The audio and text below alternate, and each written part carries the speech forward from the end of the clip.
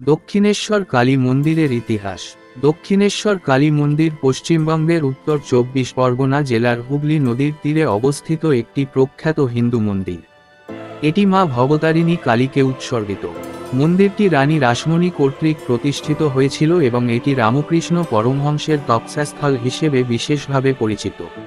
রানী রাসমণির উদ্যোগ। রানী রাসমণি ছিলেন জমিদার ও সমাজসেবিকা। তার জন্ম ১৭৯৩ সালে এবং তিনি প্রচুর সম্পত্তির মালিক ছিলেন। একদিন তিনি স্বপ্নে দেখতে পান মা কালী তাকে নির্দেশ দিচ্ছেন একটি মন্দির স্থাপনের জন্য। এই স্বপ্নের প্রেরণাতেই তিনি দক্ষিণেশ্বর কালী মন্দির প্রতিষ্ঠার সিদ্ধান্ত নেন। মন্দির নির্মাণ। মন্দিরের নির্মাণ কাজ শুরু হয় ১৮৪৭ সালে এবং সম্পন্ন হয় ১৮৫৫ সালে। মন্দির নির্মাণে প্রায় ৯ লাখ টাকা ব্যয় হয়। রানী রাসমণি নিজের জমিদারির অর্থ ব্যবহার করে এই মন্দির নির্মাণ করেন। মন্দিরটি ২৫ একর জমির উপর স্থাপিত হয়। মন্দিরের প্রধান গর্ভগৃহে মা ভবতারিণীর বিগ্রহ স্থাপন করা হয়।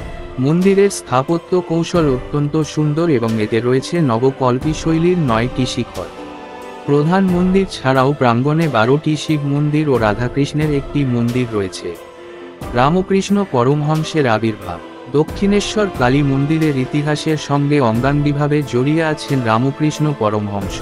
রামকৃষ্ণ পরমহংস, যার আসল নাম গদাধর চট্টোপাধ্যায়, ১৮৫৫ সালে মন্দিরের প্রধান পুরোহিত হিসাবে নিযুক্ত হন।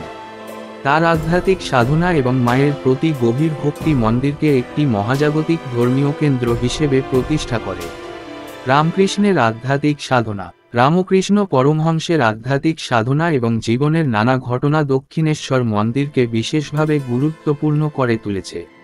তিনি মা কালীকে তার জীবন্ত মা রূপে অনুভব করতেন এবং মা ভবতারিণীর আরাধনায় নিজের জীবন উৎসর্গ করেছিলেন। রামকৃষ্ণের সাধনার পরিণতিতে তিনি ভারতীয় আধ্যাত্মিক জগতে এক মহাপুরুষ হিসেবে প্রতিষ্ঠিত হন। রামকৃষ্ণের প্রভাব শুধু মন্দিরেই সীমাবদ্ধ ছিল না, তার আধ্যাত্মিকতা ও শিক্ষাগুলো ভারতীয় সমাজে এক গভীর প্রভাব ফেলেছিল।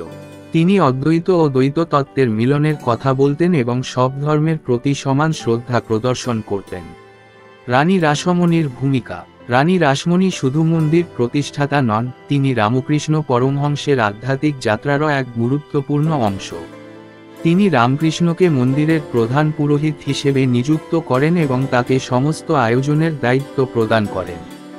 রানী রাসমণি নিজেও কালীভক্ত ছিলেন এবং মন্দিরের প্রতিটি আচার অনুষ্ঠানে অংশগ্রহণ করতেন।